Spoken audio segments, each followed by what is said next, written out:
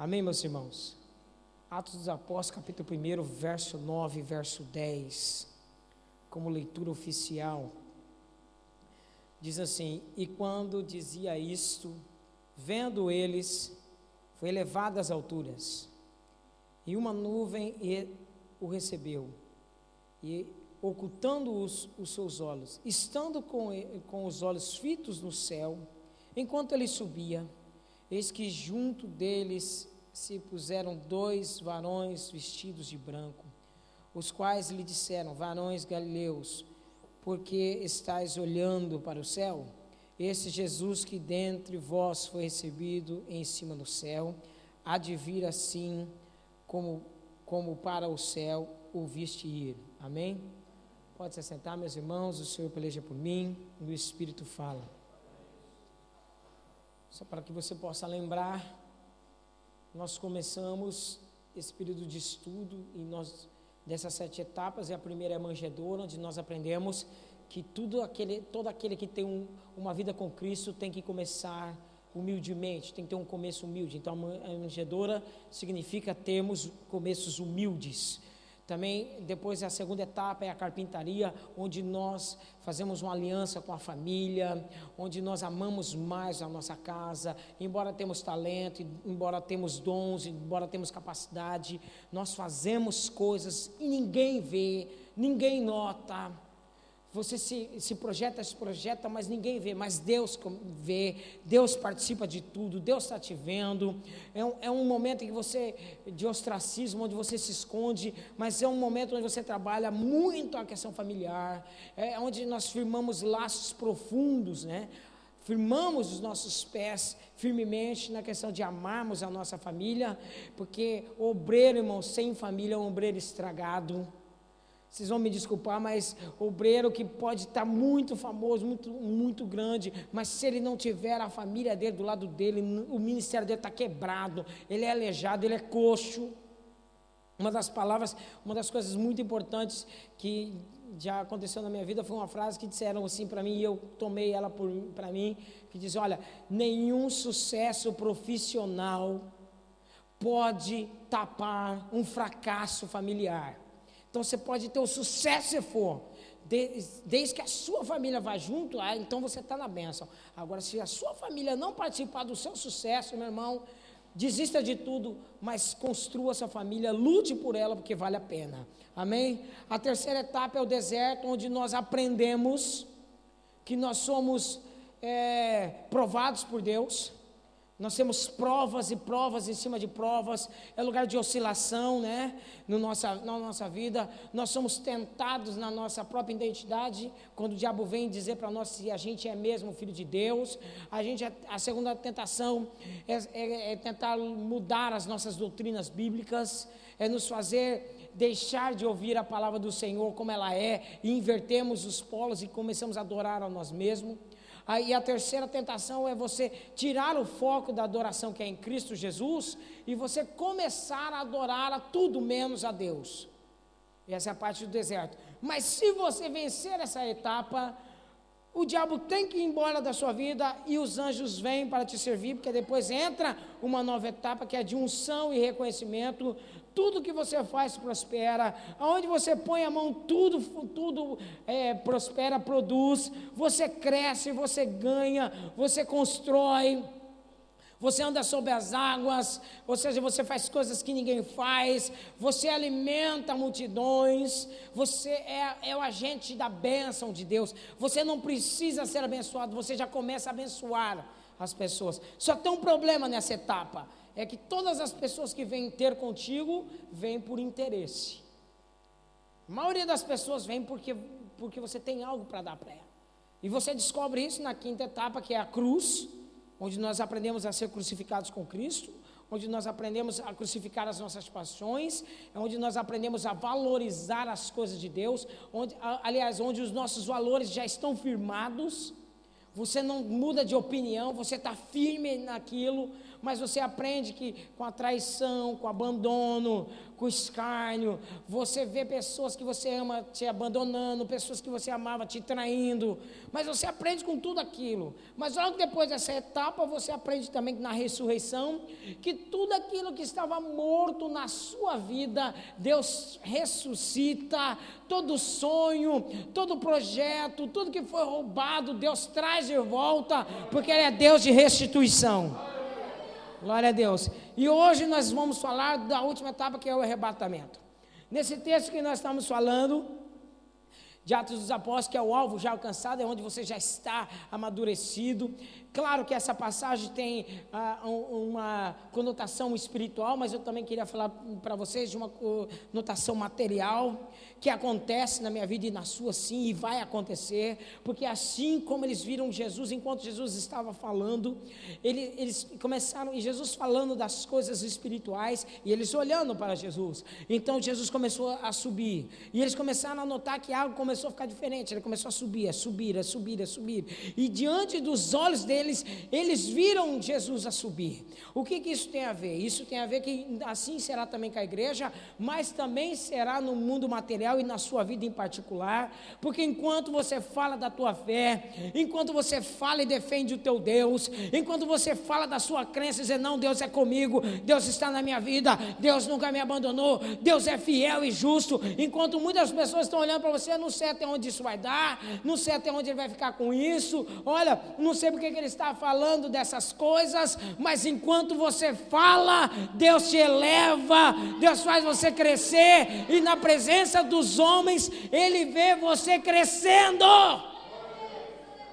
Por isso que Paulo diz em 2 Coríntios capítulo 4, eu criei, por isso eu falei. Você crê que Deus vai te levantar? Então fala que Deus vai te levantar. Você crê que Deus vai mudar a sua história? Então fala que Deus está mudando a sua história. Se você crê que Deus está falando com você nessa manhã, levanta essa mão e comece a glorificar a Deus. Aleluia! É isso que nós cremos. Mas antes de nós falarmos do arrebatamento em si, eu estava estudando, assim, há várias situações que antecedem o arrebatamento da igreja, mas eu estudei e coloquei apenas duas partes só para a gente estudar, porque primeiro que o tempo não ajuda, para você saber se nós estamos realmente no período do arrebatamento da igreja ou não, se você está no período da segunda vinda de Cristo. Existem duas situações que nós vamos estudar nessa manhã, que vão identificar claramente esse momento. A primeira eu chamo de a pré-manifestação do Espírito do Anticristo. O que é isso? Nós precisamos que apareça, como nós somos pré-tribulacionistas, nós acreditamos que nós vamos subir antes da grande tribulação, mas para nós subirmos ao céu, tem que aparecer alguém que vai governar o mundo, alguém que vai trazer uma falsa paz, alguém que vai apresentar uma falsa solução para esses conflitos da terra, mas o Espírito dele já opera no meio de nós. Talvez o anticristo ainda não se manifestou, mas o Espírito dele sim. Então o que acontece? O espírito do anticristo não suporta o peso da palavra, é o que diz 1 João no capítulo 2, verso 19, diz assim, eles saíram do meio de nós, porque não eram nossos. Ou seja, a pessoa ouve a palavra, a pessoa está ouvindo a palavra de Deus, e a palavra de Deus não consegue gerar nele transformação. Por quê? Porque ele não tem fé, porque ele não é de Deus. Pastor, como é que o senhor pode dizer isso? Porque em João no capítulo 8, verso 43 diz, olha, você não ouve as minhas palavras, disse Jesus, porque você não é de Deus. Porque quem é de Deus ouve a palavra de Deus, e a palavra de Deus produz no coração dessa pessoa fé, e fé com abundância. Por isso que ele não suporta o peso da palavra, ele não tem respeito com a palavra, ele não gosta da palavra, ele não vive da palavra, ele resiste às verdades da palavra. Quem está com isso, irmão, está dominado pelo espírito do anticristo, não reconhece o senhorio de Jesus Cristo, não reconhece a autoridade de Cristo, nem a obra do Calvário, por isso ele não adora a Deus nas suas ações. Está aí relatado em 1 João 2:22 e 1 João 4:3. Você vai ver essas passagens bíblicas. O que João está escrevendo para nós, dizendo assim: olha, aquele que possui o espírito do anticristo, ele não reconhece Jesus Cristo como Senhor. Pastor, mas hoje toda a gente fala que Jesus Cristo é Senhor. 1 Coríntios, no capítulo 11, diz: olha, ninguém pode falar que Jesus Cristo é Senhor se não for pelo Espírito. É verdade, mas quando Paulo escreveu essa carta, ele está falando no contexto romano, onde soldados romanos invadiam as casas dos cristãos, pegavam os filhos, colocaram a espada sobre a cabeça ou pescoço dos nossos filhos e dizia: ah, quem é o seu Senhor? Quem é o teu Quírios? E aí a pessoa, se ele não fosse muito fiel na fé, ele ia dizer: não, César é meu Senhor. Então eles tiravam a espada do pescoço dos seus filhos e entregavam de volta. Mas quando ele batia na porta de um crente fiel, ele olhava, pegava os filhos, pegava a esposa, colocava e começava a fazer ameaças do tipo: olha, nós vamos matar os seus filhos, nós vamos pegar a sua mulher, nós vamos espancar ela, vamos bater, vamos violentá-la, vamos bater em você, você passará por uma sessão de tortura, depois nós iremos crucificar você, e depois, antes de você morrer, nós vamos dar um banho de óleo, vamos pôr fogo no seu corpo, e você servirá de luz para a cidade. Só quem está no Espírito dizia nessa situação: Jesus Cristo é meu Senhor. Porque frente a tudo isso, por isso que Paulo fala: só quem está no Espírito fala que Jesus Cristo é Senhor. Sabe quando é que você vai dizer para mim, ou perante os homens, que se Jesus Cristo é seu Senhor? É quando você está passando por lutas, por adversidades, por problemas, quando vem dizendo para você: negue seu Deus, pare de crer nele, não ande mais com ele, olha, rejeite a sua fé, e mesmo no meio dos problemas você levanta a mão e diz: Jesus Cristo é o meu Senhor, independente se eu tenho ou se eu não tenho, Ele é o meu Senhor. Confessar Jesus Cristo como Senhor da sua vida em todo o tempo, em todas as horas, em todos os lugares, é levantar uma afronta contra o espírito do anticristo. Você dizer que Jesus Cristo é seu Senhor, aonde você estiver, com quem você estiver, é você dizer no mundo espiritual: eu tenho um dono, eu sou propriedade exclusiva de alguém. Ah, irmão, não sei se você está sentindo a presença do Senhor, mas eu sou propriedade exclusiva dele, você pertence a ele. Pedro escreve na sua carta dizendo assim: vós sois geração eleita, sacerdócio real, nação santa, povo adquirido. Oh, aleluia! Ele se opõe a tudo que vem de Deus, ele não aceita nada de Deus, é um espírito crítico, que não concorda com nada que sai do altar. 2 Tessalonicenses 2:4 vai dizer: ele rejeita tudo que é de Deus. Sabe aquelas pessoas que tudo que você vai fazer de Deus ele não concorda?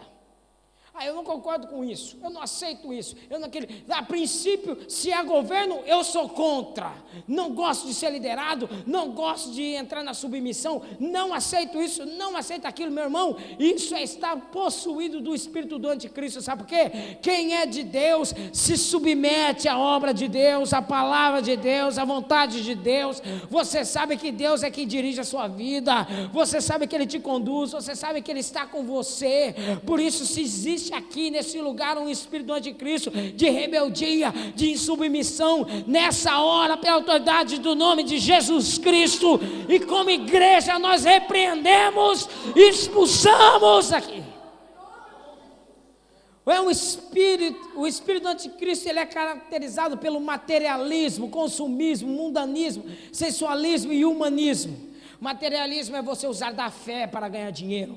Materialismo para Deus é você pegar isso aqui e pensar apenas no que você vai ganhar com ele. Materialismo é você colocar o dinheiro à frente da sua fé, da sua crença. É você ser aquele assim como um agiota, achando que Deus é um agiota. Você dá uma oferta tanto e aí Deus vai ter que te dar muito mais. Não, não é assim. Você oferta porque você ama Deus. Você oferta o dízimo e traz o dízimo aqui. Você pratica o ato de trazer o seu dízimo aqui aqui nos gasofilácios, porque diante do reino espiritual você fala: Jesus não é só Senhor do meu coração, não, Ele é Senhor da minha carteira, Ele é Senhor do meu banco, Ele é Senhor dos meus filhos, Ele é Senhor da minha comida, Ele é Senhor dos meus olhos, Ele é Senhor do meu ouvido, Ele é Senhor do meu coração, Ele é Senhor dos meus pensamentos, Ele é Senhor.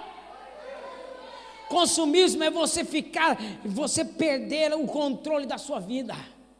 Provérbio 25, verso 28 diz: olha, uma pessoa que não tem domínio próprio é como uma cidade sem muros. Você sabe o que o provérbio está dizendo nisso?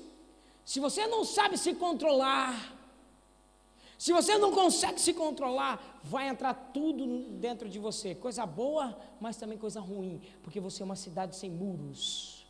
Por isso que uma das partes do fruto do Espírito se chama domínio próprio. Irmãos, eu conheço crente que é consumista, não pode passar na frente de uma montra, de uma loja, que ele já fica logo perturbado. Não pode pegar um jornalzinho de oferta que ele já se perturba.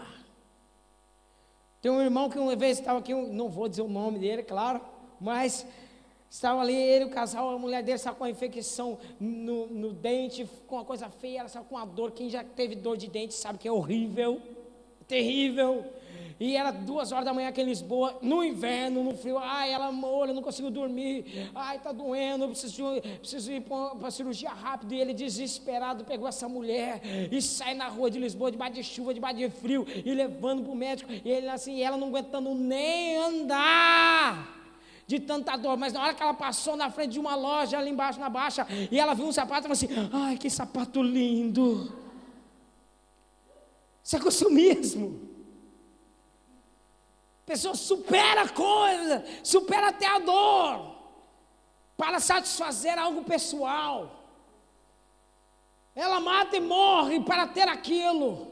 Mente, adultera, xinga, faz qualquer coisa, inventa 1001 história para alcançar o que precisa. Além do consumismo, eu vou dizer uma coisa para você: consumismo é vício. Assim como pessoas se viciam em drogas, pessoas se viciam em bebida, assim também tem pessoas que se viciam em compras. E isso é pecado. Não se controlar é pecado. Cutuca a pessoa que está lá e diz assim: se você não se controla, você está pecando contra Deus. Mundanismo é você trazer tudo aquilo que é mundano para dentro do seu coração.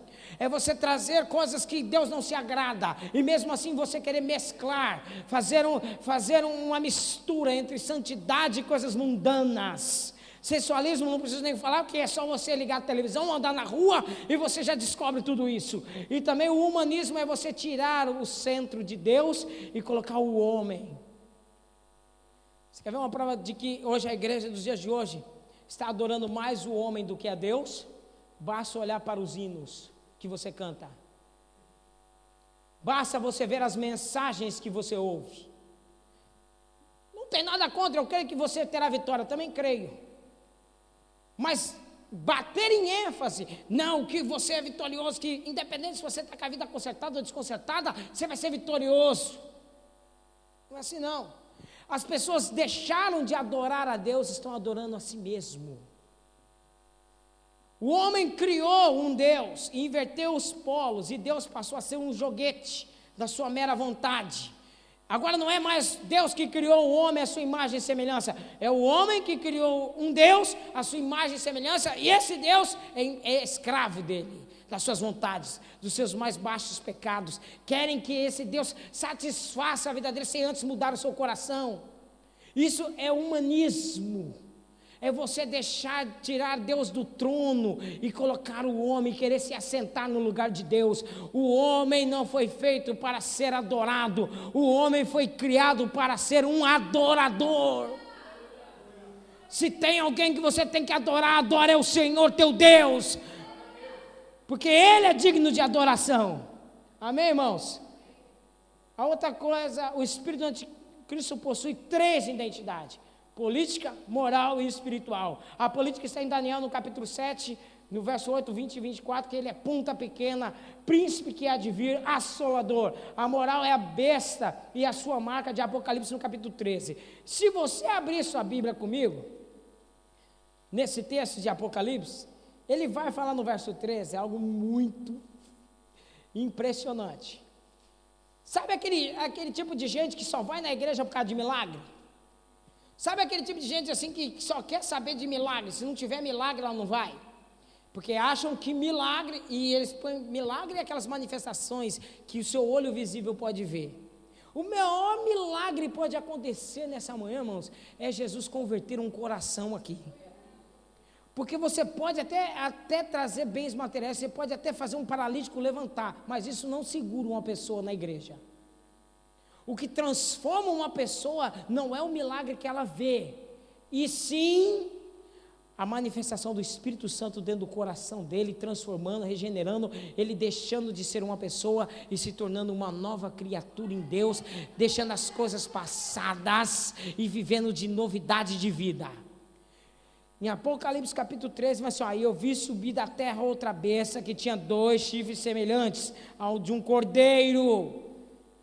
Ele era parecido com um cordeiro, porém fala como um dragão, e exerce todo o poder da primeira besta na sua presença, e faz que a terra e os que nela habitam adorem a primeira besta, cujas chagas mortal foram curadas.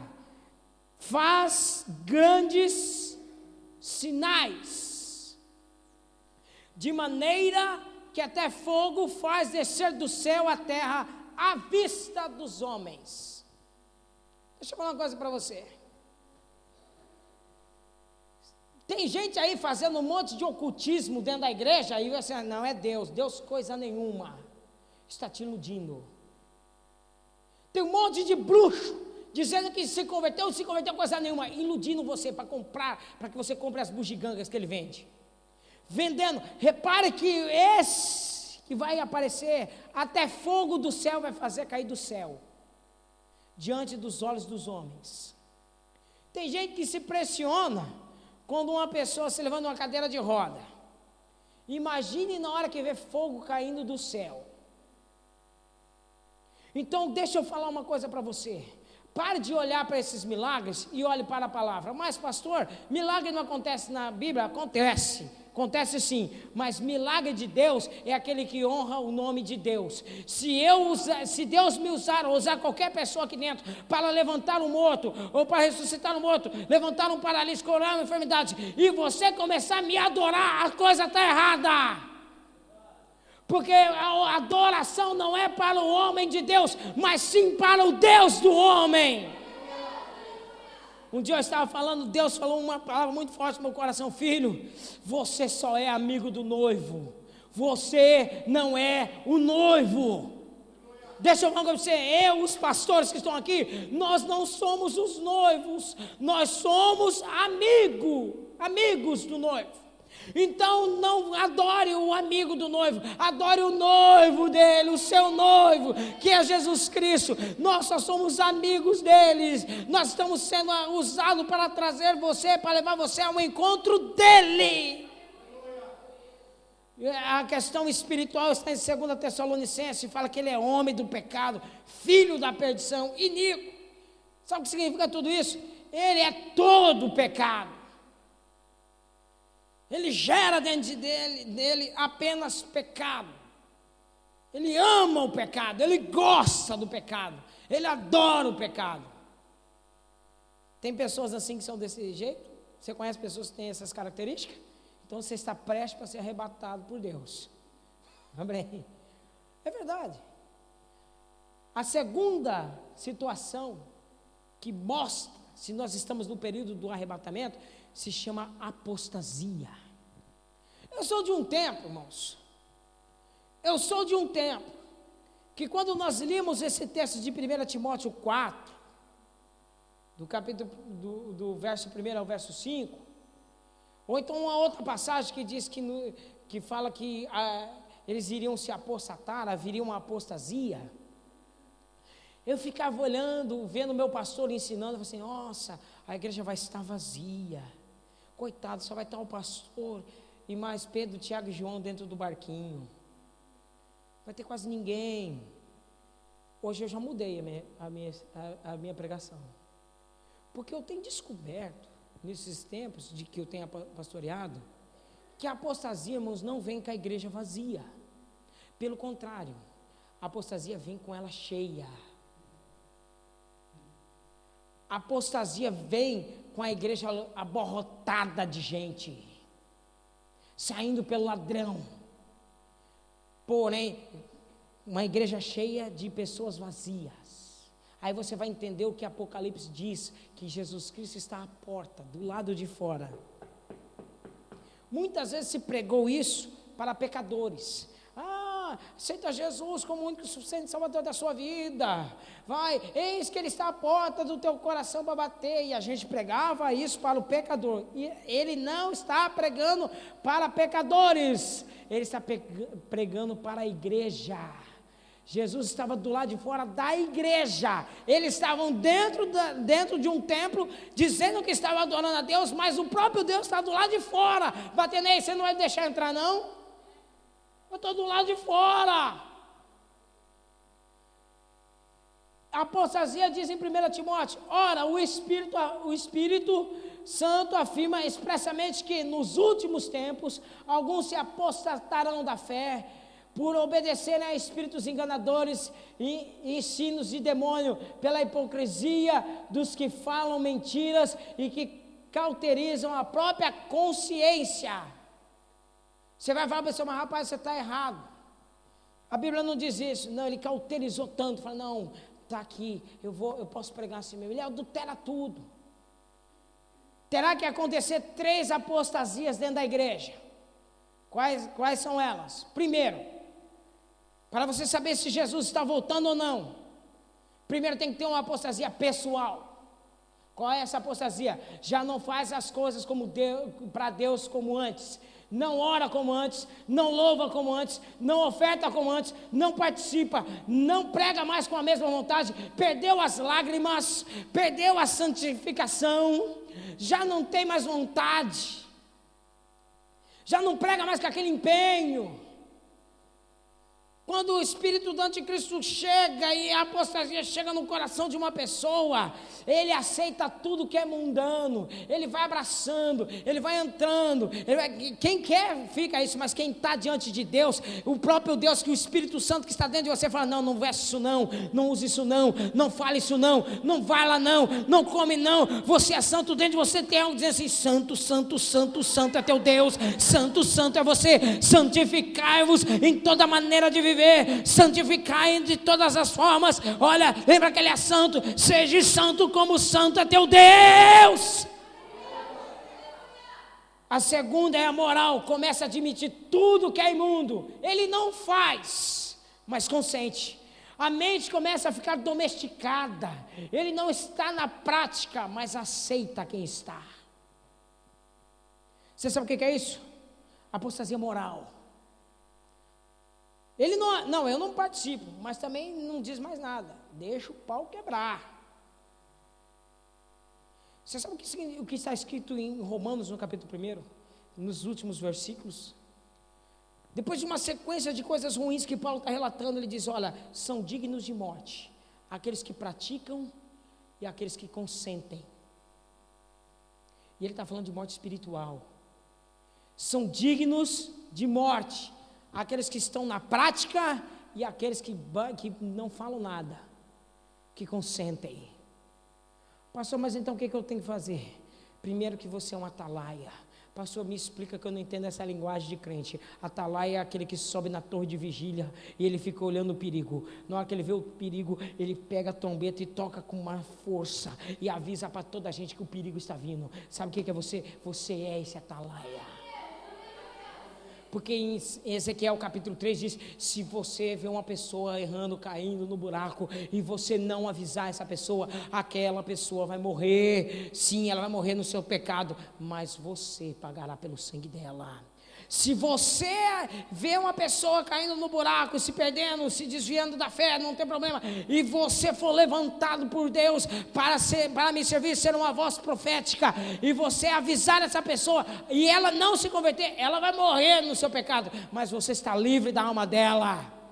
Da mesma forma ele diz para o justo: olha, se você vê um justo que andou na justiça todo o tempo, mas nos últimos tempos começou a se desviar, começou a andar, e você vê ele, e você julgar pelo que ele já fez, e se calar, ele morrerá no pecado, e você será culpado da vida dele. Mas se você ver um justo que praticou a justiça durante muito tempo, mas nos últimos dias começou a se desviar, você for lá e corrigir o irmão, e falar nele, e exortar ele, saiba de uma coisa: se ele se converter, você salvou o seu irmão, e se ele não se converter, o seu sangue não será cobrado das suas mãos. A apostasia moral, a última é a apostasia doutrinária, já não está comprometido com a palavra, está comprometido com os seus próprios interesses. A palavra é um mero joguete para ele ganhar. Tudo bem, tem uns textos aqui, que fala de mudança, não, esse pula. Não prega mais sobre isso não. Pega aí sobre, e Deus está contigo. Vai abranger todo mundo, os fiéis e os infiéis. Não prega sobre mudança de caráter não precisa. Não precisa. Deixa o adúltero, deixa o safado ir lá e ofertar, deixa ele fazer tudo isso, mas não precisa mudar o coração dele não fala que ele precisa mudar não, porque se você falar que ele vai mudar, ele vai sair da igreja. Meu irmão, eu prefiro que você saia da igreja ouvindo a verdade, do que você ficar aqui dentro, morrendo, indo para o inferno, e depois Deus cobrar de mim e dos pastores que estão conosco a sua alma. Se você está sentado aqui me ouvindo, é porque Deus tem um compromisso com a sua vida. Pastor, prova para mim. O Salmo 65, verso 4 diz que bem-aventurado é quem Deus escolhe a chegar ao seu tempo para ouvir a tua palavra e ser abençoado. Se Deus trouxe aqui, você pode estar hoje em pecado, em erro, em alguma coisa, mas Deus te ama, Deus te quer, Deus não aceita você do jeito que está. Ele fala: muda hoje, porque eu vou te abençoar, vou fazer você crescer no espiritual, vou fazer você crescer no material, vou fazer você crescer na tua família, vou mostrar para você que eu sou Deus. Analabas. A apostasia e a ação do Espírito e do anticristo. Essas são duas características que mostram se nós estamos perto ou não do arrebatamento. Mudei. Mas se você aprendeu essas duas coisas, eu sei que você ficou meio tenso. Falei: pô, pastor, eu vim aqui para falar de arrebatamento, você só está falando de desgraça, de anticristo, de apostasia.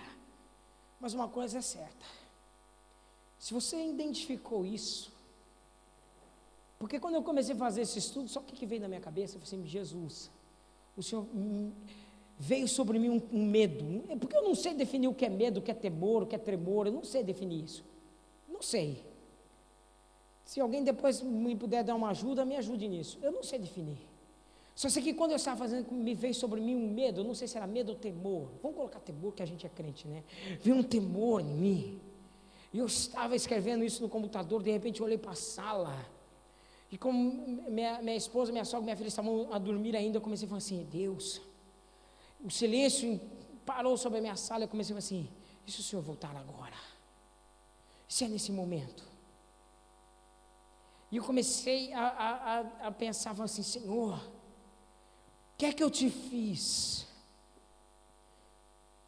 Eu sei que eu não mereço entrar no seu reino, isso eu sei, por graça e misericórdia o Senhor me concedeu, mas Senhor, vem sobre o meu coração uma coisa: o espírito do anticristo já está fora e dentro da sua igreja. A apostasia está fora e dentro da sua igreja, na vida de muito crente. Isso significa que nós estamos sob uma bomba relógio. Você não sabe o momento em que Deus vai te arrebatar. Pode ser que esse culto nem acabe, pode ser que você nem chegue a desfrutar de um almoço nessa tarde, pode ser que você nem chegue no final da tarde. Sabe por quê? Você está à beira de um arrebatamento. Jesus está pronto para arrebatar a igreja. Então deixa eu te exortar mais um pouquinho. Sabe o que é? A Bíblia diz assim, olha, em 1 Pedro capítulo 4 diz, olha, se o juízo começa pela casa de Deus, como será a vida do ímpio e do pecador? Mas também Amós diz assim, prepara-te, ó Israel, para se encontrar com o Senhor teu Deus. Não sei se você está preparado. Se você não está, levando essa mão e começa a se preparar. Começa, Senhor, me toca, me transforma, me muda, porque a eternidade é muito tempo para eu passar no inferno. Eu preciso ir para o céu. Eu estou nessa manhã lutando com as trevas para te pôr do lado de dentro do céu. Eu estou orando nessa manhã, eu estou pregando, mas meu espírito está gritando dentro de mim, dizendo, Deus, toca nos corações, não nos deixe passar pela tribulação, Senhor Deus, não nos deixe ser infiéis, muda-nos, Senhor. Porque eu sei, irmãos, como eu disse no começo dessa pregação, é tanto no espiritual como no material vão acontecer coisas na sua vida, eu sei disso, mas coloque prioridades. A prioridade não é o material. O material é consequência de uma vida espiritual. Você tem Deus, o material vem. Porque é ordem de Deus. Tem que vir. Deus não pode desamparar no justo nem aquele que o busca. Ele não pode negar-se a si mesmo. Ele não pode negar a sua palavra. Ele vela para que se cumpra essa palavra. Então, se nós nos encontramos na palavra, aquilo que está na palavra vem sobre nós. Nós estávamos estudando ontem, e ontem eu fui tocado profundamente quando nós estávamos na aula, quando até o irmão Paulo deu uma palavra muito boa. Ele falou assim, sabe, nós estamos falando sobre paciência, que todos nós precisamos ser pacientes. Tiago capítulo 5, verso 7, repete comigo, Tiago capítulo 5, verso 7, a parte A. Sabe o que está escrito lá? O tempo que você precisa ser paciente. Você sabe o que a Bíblia diz? Até quando você tem que ser paciente? Sabe até quando? Está escrito lá na minha Bíblia e também na sua. Se fosse eu, marcava aí. Diz assim, ó, meus irmãos, seja paciente até a vinda do nosso Senhor Jesus Cristo. Sabe até quando você tem que ser paciente? Até Jesus voltar. Jesus não voltou ainda? Então você tem que ser paciente. Porque se você é impaciente, você é pecador, e se você é pecador, você não chega à graça de Deus. Porque diz a palavra do Senhor, Hebreus capítulo 10, verso 36, diz, olha, necessitais, pois, de paciência, para que depois você tenha feito a vontade de Deus, e depois de você fazer a vontade de Deus, você alcança a promessa. Agora eu vou ler ao contrário para que você entenda. Para você ter promessa de Deus, você precisa fazer a vontade de Deus. Como é que eu faço a vontade de Deus? Eu tenho que ser paciente, porque se eu sou paciente, eu faço a vontade de Deus. Eu fazendo a vontade de Deus, eu alcanço as promessas. Você tem promessa, você quer suas promessas, você sonha com as suas promessas, então faça a vontade de Deus. Como é que eu faço a vontade de Deus, pastor? Seja ou necessite você agora de paciência, porque todo impaciente é um murmurador. Estão entendendo ou não? Murmuração é você exteriorizar a sua impaciência. Você entendeu ou não? Murmuração é você colocar para fora a sua impaciência. Você conhece alguém impaciente? Vê o que sai da boca dele. Vê o que sai da boca dele. Não existe coisa mais certa do que isso, irmãos. Porque quem é paciente, fica quieto. Porque sabe que, como disse Tiago, olha, é como um lavrador que vai fazer a terra, ele precisa da chuva, ele precisa da terra. Ele faz a parte dele, ele trabalha a terra, ele faz isso, ele faz aquilo, ele faz tudo que ele precisa. Porém, ele espera a chuva. Ele espera a terra produzir, não depende dele. Mesma coisa, você faz sua parte com Deus. Você vem, você adora, você participa, você dá o culto, você ama a Deus, você faz tudo, você dá bom testemunho. Essa é a sua parte. A parte dele cabe a ele fazer. No seu tempo ele exalta você, no tempo dele ele abençoa, no tempo dele ele faz, no tempo dele ele traz tudo para as suas mãos. Mas deixa eu mudar um pouco a pregação para ver se você se anima. Para você tirar esse rosto tenso nessa manhã e começa a glorificar a Deus, porque você é a igreja escolhida de Deus. 1 Coríntios capítulo 15, verso 52 diz que no momento, num abrir e fechar de olhos, ante a última trombeta, porque a trombeta soará e os mortos ressuscitarão incorruptível, e nós seremos transformados ou nós seremos arrebatados. Preste atenção. Eu peço perdão e vou pedir licença para os meus irmãos que estudaram teologia, e eu não vou me deter no contexto histórico, vou apenas falar aquilo que o Espírito Santo gerou dentro de mim, no meu raciocínio profético, em que Deus colocou no meu coração. O que Ele colocou no meu coração? Num momento, num abrir e fechar dos olhos. Essas duas palavras saltaram dentro do meu coração. Num momento, num abrir e fechar de olhos. Você vê como isso é tão sério? No momento, no abrir e fechar dos olhos, você se envolveu com problemas e está agora aqui sentadinho esperando que Deus muda. No momento, no abrir e fechar dos seus olhos, suas finanças foram roubadas, sua casa foi destruída, o inimigo entrou, fez lá o que tinha que fazer, destruiu tudo. No momento, no abrir e fechar dos olhos, um monte de coisa ruim entrou em você. É ou não é verdade? No momento e no abrir e fechar dos olhos, você que era uma pessoa extremamente organizada, extremamente controlada, perdeu o controle. Você olhou e falou assim, mas o que aconteceu? Você não consegue achar, porque no momento, no abrir e fechar os olhos, as coisas aconteceram do lado ruim. Não é verdade? No momento, no abrir e fechar dos olhos, Jó estava tão feliz, adorando a Deus, e de repente veio tudo de ruim. No momento, no abrir e fechar dos olhos, aquele homem passou por uma luta. Mas também no capítulo 42 diz que no momento, no abrir e fechar dos olhos, Deus trouxe de volta. Eu vou profetizar nessa hora. No momento, no abrir e fechar dos seus olhos, Deus vai trazer.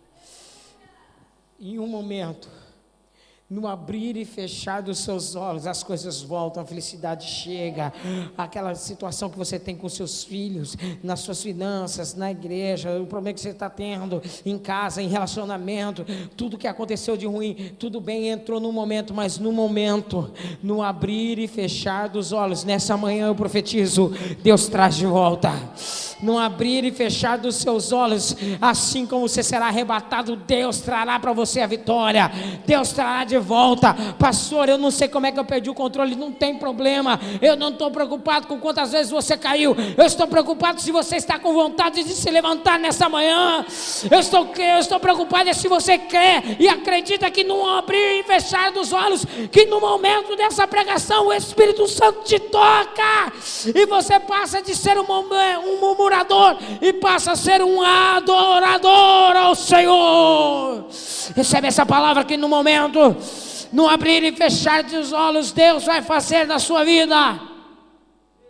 Você conhece a história de Ana, eu já preguei muitas vezes a história de Ana de 1 Samuel, 25 anos, aquela mulher sobe para adorar a Deus, está pregando, está lá orando a Deus e Deus não ouve ela, porque foi Deus que fechou as portas. Ora, manda labas. Tem gente aqui dentro que não foi diabo coisa nenhuma, foi Deus fechando as portas para você, para mostrar que Ele é Deus, que Ele tem um compromisso, tem algo para fazer na sua vida. Você sabe muito bem que não tem demônio na sua vida, não tem diabo coisa nenhuma. Você sabe que não é ação demoníaca, porque se fosse, você já repreendeu, você já falou, mas não saiu. Se não saiu, não é porque você não tem autoridade não, porque a autoridade não está em você, está no nome de Jesus. Então, se não saiu, é porque tem outra força aí. Anda constantemente subir a casa do Senhor, me dá um filho, eu quero um filho para mim, eu quero um filho para mim. Deus não ouviu. Enquanto você ficar pedindo coisas para você, Deus não vai te ouvir. Enquanto o centro da adoração for os seus próprios interesses, Deus não dará, Deus não mudará. Ouça a palavra do Senhor. Oh, Espírito Santo, eu quero usar a palavra do pastor Igor aqui na sexta-feira. Vale de osso seco, ouça a palavra do Senhor. Você que está caído, ouça a palavra do Senhor. Que o teu espírito ouça a palavra do Senhor. 25 anos o anjo chegava para Deus e falou assim: Senhor, aquela mulher está aqui adorando o seu nome, posso abençoá-la? Ele falou assim: que mulher? Aquela que o Senhor fechou a madre. Qual é a oração dela? Ela quer um filho para ela. Não dê nada para ela. Ano após anos ela vai. Anos após anos, até que um dia ela se cansa e vai fazer uma oração: Senhor, se atentamente ouvir a oração da tua serva, e da tua serva se lembrarem, e da tua serva não se esquecerem, mas dê a ela um filho varão, não passará navalha sobre a sua cabeça, e eu vou dar a ele ao Senhor. O anjo chega até Deus e fala: Senhor, aquela mulher está aqui de novo. Qual mulher? Aquela que o Senhor fechou a madre. Ah, foi, mulher. E como é que está a oração dela? Ela mudou a oração. Ela mudou a oração. Ela mudou o culto. O culto mudou, não sei se você percebeu. Como é que está o seu culto agora? Como é que está o seu culto agora? Você entrou de uma forma, como é que está o seu culto agora? Qual é o culto que você está apresentando agora para Deus? E você, como é que foi? Ela mudou, o que ela disse? Ela disse: se o Senhor der um filho para ela, ela devolve para o Senhor. Falou assim: então levante agora, se apresse agora, põe uma palavra na boca do meu profeta lá, põe uma palavra na boca do meu sacerdote, diga para ele o que é para dizer: Senhor, seja você na língua daquele homem agora, diga para ele: minha serva, levante de onde você está, o Deus de Israel vai-te em paz, porque o Deus de Israel concede as suas petições. E ela levantou, limpou as lágrimas, melhorou seu semblante, e diz no mesmo capítulo que o Senhor se lembrou dela. Deus está se lembrando de você no momento, no abrir e fechar dos olhos, no momento em que você mudar o seu culto, no momento em que você parar de ficar pensando em tanta coisa, no momento em que você se concentrar nessa palavra. Deus está mudando a sua vida hoje. Deus está mudando a sua vida hoje.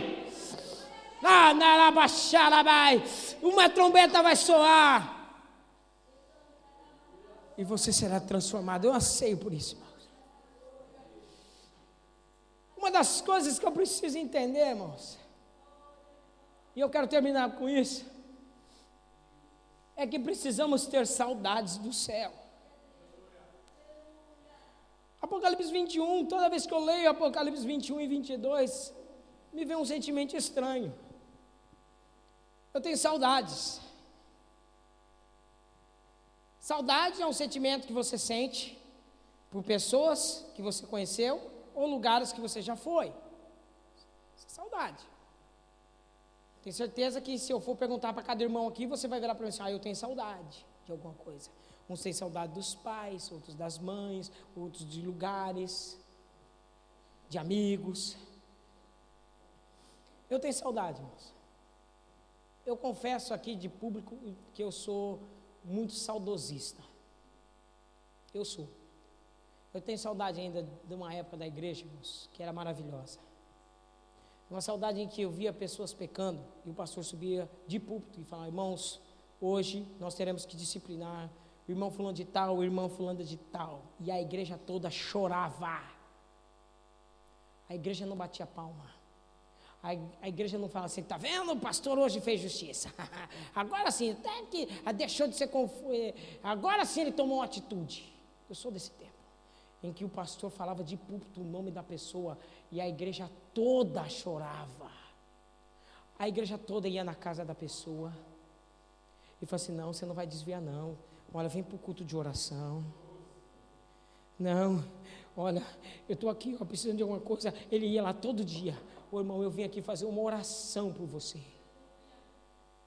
Aí quando depois passava o tempo de disciplina, o pastor subia em festa,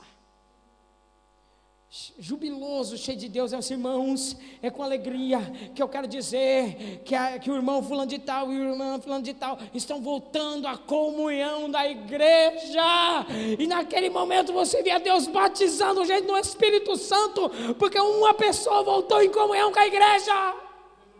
Hoje, se eu subir no púlpito e falar: olha, fulano de tal vai ser disciplinado, tem gente vai bater palma, vai fazer festa. Nós não temos que fazer festa quando um irmão cai, nós temos que chorar por ele, porque ele faz parte de você. Você ouviu a palavra introdutória, somos membros uns dos outros.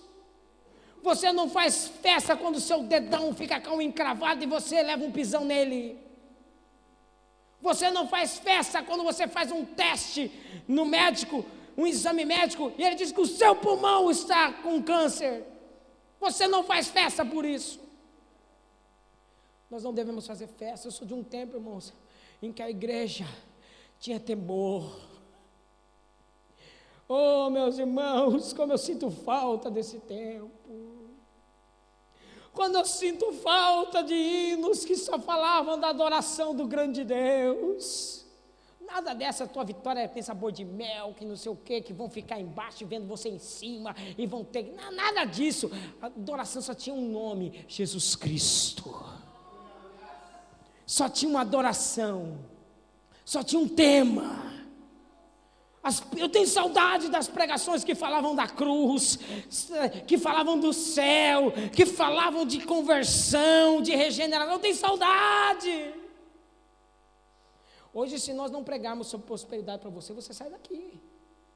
Hoje, se Deus não me usar para falar que Deus vai abençoar a sua vida financeira, aí você não dá glória a Deus. Vamos mudar isso, vamos? Eu ainda sinto falta daquela época. A igreja continua a mesma. Deus ainda tem os seus, e eu tenho certeza absoluta que você é um deles. Pastor, o senhor não está entendendo, mas eu não posso ser não, porque eu estou em pecado. Não, meu irmão, minha irmã, eu acredito nessa palavra. Eu ainda tenho saudade do poder da palavra. Eu ainda creio no poder da palavra que diz que, olha, aonde abundou o pecado, superabundou a graça de Deus. Eu ainda creio nisso. Eu tenho saudade dos meus cães. Eu tinha 2 cãozinhos rafeiros. Tudo bem, rafeiro, mas era meu. Eu tinha 2 cachorrinhos lá. Tinha o nome de Sansão não tinha nada. Ele era preto, desse tamanho, feio, cabeçudo. Eu tinha também o Benji, que era um daqueles vira-lata mesmo, branco, com aqueles pelos parecendo um bêbado. Mas eu trabalhava numa casa de recuperação, e eu não tinha condição nem de ônibus, de autocarro, e muito menos não tinha carro, então eu tinha que andar de bicicleta. São 45 minutos a correr para chegar em casa, que eu tinha a fazer isso para fazer na igreja. E muitas vezes eu ia diante de Deus, no caminho, eu começava a orar enquanto eu estava sobre a minha bicicleta, e começava a chorar assim: Deus, eu não aguento mais, Deus, está muito pesado, Senhor, me ajuda, me fortalece, porque a minha vontade é de desistir. E muitas vezes eu parava a bicicleta na porta da casa da minha mãe, no portão, e vinha aqueles 2 cães, um ficava pulando, o Benji ficava pulando, e o Sansão ficava balançando a cabeça e o rabo na mesma direção, e eu ficava olhando para aquilo, e o tempo que eu ficava olhando para aquilo, eu me distraía.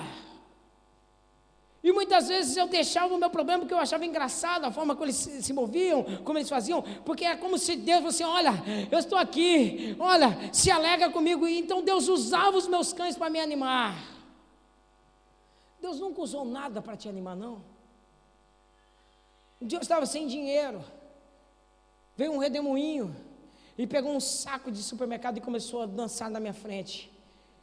Literalmente ele dançou na minha frente. E eu vi a grandeza do Senhor, porque Deus fez um saco de lixo dançar na minha frente. Pastor, mas isso é muito fútil, muito pequeno para mim, para você. Mas quem é espiritual sabe que tem muita coisa ali, irmãos. Deus muda você com pequenas coisinhas. Dê valor no que você tem.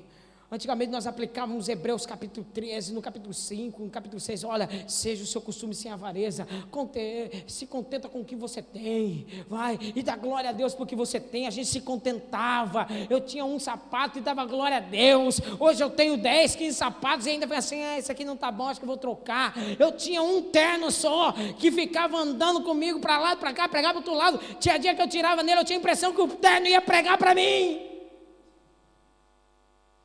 Mas havia algo diferente. Eu tenho certeza que eu tenho saudades do meu irmão, homem de Deus, pastor Robson Ramalho. Eu tenho saudades de minha mãe, eu tenho saudades da minha família. Eu tenho sim, você também tem saudades. Mas só quem é nascido de novo. Quem não é nascido de novo não vai entender nada do que eu estou falando. Mas quem é nascido de novo sabe o que eu estou falando. Me explica como é que você sente saudade de um lugar que você nunca foi. De um lugar onde você nunca viu. Você não vê, você tem saudade de pessoas que você nem conheceu. Todas as vezes que eu olho para essa palavra, irmãos, bate no meu coração. Eu sinto saudade do céu. Eu sou aqui, sabe, mas muitas vezes quando eu falei para você, quando veio aquele temor na minha casa, sabe o que veio no meu coração? Eu fiquei imaginando entrando pelos portais celestiais. Você já parou para imaginar como será isso?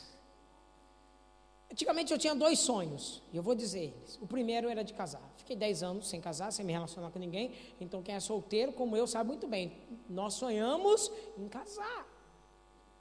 Eu passava noites e dias sonhando, dormindo e acordado, vendo uma mulher linda vindo, vestida de branco, em cima sobre o altar, um sacerdote olhando para ela, olhando para mim, olhando para ela, olhando para mim, olhando para ela, olhando para mim, dizendo assim: filha, você tem certeza que você quer casar com ele?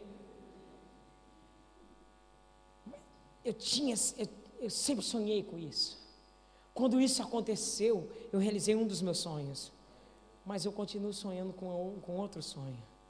O dia em que não será uma mulher que estará de branco, mas sim eu que estarei de branco. O dia em que eu entrarei pelas portas, não pela janela e nem pelos fundos. Eu vou entrar pelas portas. Porque toda noiva sabe que ela é o centro das atenções de um casamento. É a hora que a gente se levanta, toda a gente bate palma, há uma música sendo tocada por ela, há alguém esperando feliz por ela. Eu também sonho com isso, o dia em que eu vou entrar vestido de branco.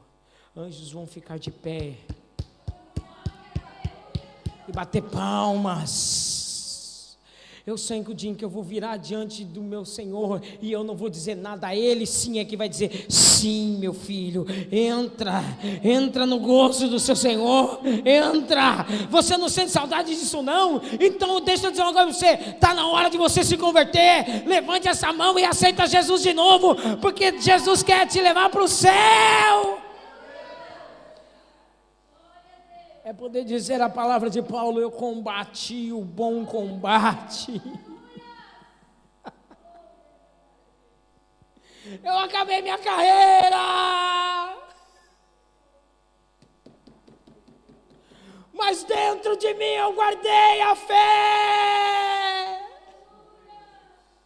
Ontem, quando a igreja estava adorando, Deus começou a falar uma coisa para mim: sabe, filho, medita comigo agora no Salmo 91. Eu comecei a meditar no Salmo 91. Pois é, vou te falar uma coisa, sabe? Davi também, sabe, naquele dia, está na guerra, cai 10 mil de um lado, 10 mil do outro. Ele está lá: não, Deus, me leva para Jerusalém. Eu quero estar no trono com a minha coroa. Eu quero estar lá, Senhor Deus. Eu não vou morrer na batalha, não, me mata. 1000 cai no meu lado, 10 mil à minha direita. Mas dentro de mim a fé está. E Deus começou a falar no meu coração assim: pois é, Senhor, pode ter problema, pode ter dificuldade, pode ter afronta, 1000 se desviam do meu lado, 10 mil continuam mentindo à minha direita, mas dentro de mim ainda há festa. Independente da guerra que você está, dentro de você tem que ser festa. Fica de pé comigo.